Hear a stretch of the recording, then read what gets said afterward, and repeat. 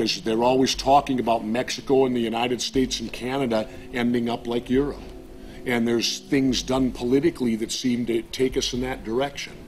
And so I think it's incumbent upon all of us as American citizens to pay attention. This move to world government is not about roses and happiness and peace and in a better life. It's about enslavement. They said in their own writings, from the earliest times to the present, the world they're bringing in is to be a world where everyone who is born, or would be allowed to be born, would be born to serve the state. That would be their sole function.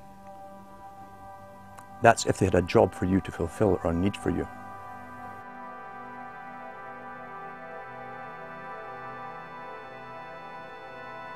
July 4th, 2009. Across the United States, citizens gathered to celebrate the Republic's founding 233 years before. Most people in the crowds were aware that America was going in the wrong direction, that things were changing for the worse. But few could grasp the sheer magnitude of corruption and looting running rampant like a disease through the heart of the nation. The engine of America's greatness is not just its liberties, but the people's willingness to fight to keep them.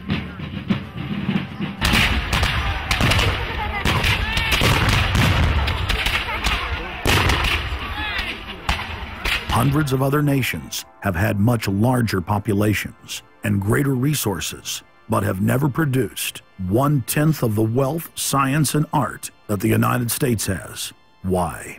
In America, you had an amazing situation because you had the founding fathers who figured out that they could deconstruct the monarchy in such a way and then reproduce it with the three primary branches of government in a way that would create checks and balances and separation of powers. So you could have room, therefore, for individuals to work within the context of a cooperative, which is a democratic system of government, but it would still have enough room for individuals to rise up and become profitable and self-sustaining and rich in the pursuit of happiness without becoming dictatorial. But unfortunately, over the years, since all of those separation of powers have been cut away, and all of the beautiful design by the founding fathers has been co-opted by one corporate entity, one corporate communist entity, you don't have that anymore. So what we have, we're back to where we were before the revolution. You have one monolithic state. For the first 100 years or so of the United States, after the 1700s, when we freed ourselves from British rule, no corporation was given a charter in the United States unless it served the public good. It had to prove that. And then its charter only lasted for 10 years, or sometimes as long as the project to build a bridge or a canal or something lasted. But it had to be up for review, and it could only get charters if it was shown that it was serving the public interest. That changed, primarily because John D. Rockefeller kind of bribed Delaware and New Jersey to begin with into accepting a different system where he said, listen, if I pay you lots of money in terms of taxes, etc., I want to be licensed and not have to serve the public good. I want to be able to get around that law. And state after state after state changed at that point. In the United States, our Constitution and Bill of Rights recognizes that individuals have innate freedoms that can never be taken away by any government. For the first time in history, the people were unbound to reach for their full potential, producing and outcompeting every other nation on earth. The rights of free speech, self-defense, private property, due process of law, and many others ignited a revolution in human development that threatened the despotic rule of monarchs and tyrants worldwide. But the corrupt elites had studied history.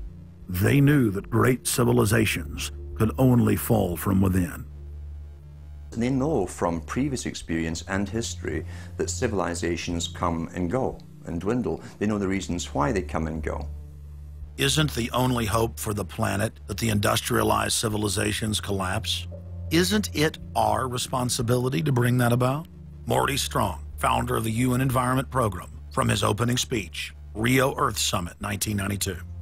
Morty Strong is the man who said that they would never allow another country to rise up as powerful as America. It will never be allowed to happen again.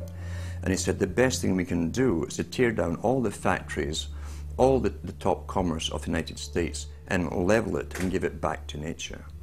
So that was the advice from this character, who has tremendous power at the United Nations and was picked up and groomed by Rockefeller himself. Over the past decades, since the Kennedy assassination approximately, you've had an ongoing oligarchical transformation of virtually every country in the world. And in the United States, it's taken the form of an oligarchical counter-revolution against the reforms of the 1930s, with the Wall Street interest asserting itself as more and more dominant. And once bankers and oligarchs have power, the things that they do, you could call them a policy. You could call it something like a tropism. It's like the way a plant responds. Naturally, since they're oligarchs, they're going to try to downgrade the standard of living of the vast majority of the population. They're going to claim that the world is overpopulated, that industrialization, industrial pollution, and overpopulation are the main problems that face the world. And they're generally going to try to crush and mortify any kind of popular democracy or mass movements with any kind of progressive content. Nations rise and fall. They knew how debt could never be recuperated. They knew that disease or prolonged war could wipe out the population and the future populations that pay off debt. So these guys all work together. That's why it's no surprise that today you have Lord Rothschild coming out pushing the latest scam or religion that we must all believe in, which is global warming, which his personal bank, his family's bank in Switzerland, will be in charge of. They've run the system, the whole economic system of the world for the last 250 years.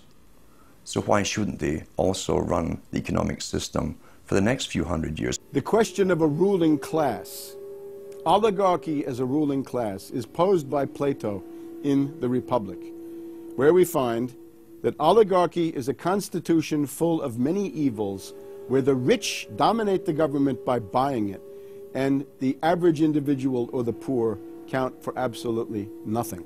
Oligarchy is a frame of mind. In other words, if you're a banker, this is already a world view. It's a world outlook, and it implies the policies that have got us here, right? Malthusian policies, zero growth policies, driving down the standard of living, attempts to wipe out all kinds of mass institutions that might be a countervailing force. This is a scientific dictatorship, which Bertrand Russell said, and the Huxleys said, both Aldous and Julian Huxley said they would bring in the scientifically controlled society. It's not just family planning, which really means abortion and so on. It's global planning, which is literally sterilization and abortion worldwide for the ideal reduced society, and not just across the board, through genetics, through the Genome Project, through the constant IQ testing. Globalization has economically destroyed the world. You've got at least 40 to 50,000 people who die every day worldwide from starvation, malnutrition, and diseases which can be cured for pennies, such as diarrhea. And if you ask one of these Malthusian oligarchs, don't you think that something should be done to raise the standard of living in Africa or South Asia? They'll say, no, we can't do that. That would wound the planet. That would oppress Mother Earth. So that's oligarchy. Class consciousness in this sense is absolutely essential. If you think that bankers are the same as you, you're wrong.